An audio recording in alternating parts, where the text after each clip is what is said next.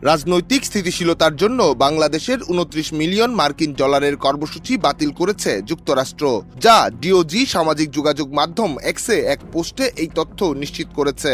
যে প্রতিষ্ঠানটির নেতৃত্ব দিচ্ছেন মার্কিন প্রেসিডেন্ট ডোনাল্ড ট্রাম্পের ঘনিষ্ঠ মিত্র ইলন মাস্ক।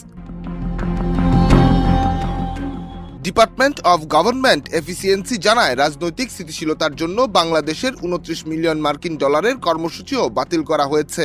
আজ ডিওজি সামাজিক যোগাযোগ মাধ্যম এক্সে এক পোস্টে এই তথ্য নিশ্চিত করেছে। এছাড়া ভারতের জন্য নির্ধারিত ২১ মিলিয়ন মার্কিন ডলারের কর্মসূচিও বাতিল করেছে যুক্তরাষ্ট্র। ডিওজি জানিয়েছে, ভারতে ভোটারদের উপস্থিতি বাড়ানোর লক্ষ্যে ২১ মিলিয়ন ডলারের একটি প্রোগ্রাম এবং বাংলাদেশের রাজনৈতিক ল্যান্ডস্কেপকে শক্তিশালী করার লক্ষ্যে নির্ধারিত ২৯ মিলিয়ন ডলারের কর্মসূচিও বাতিল করা হয়েছে। ভারতীয় এক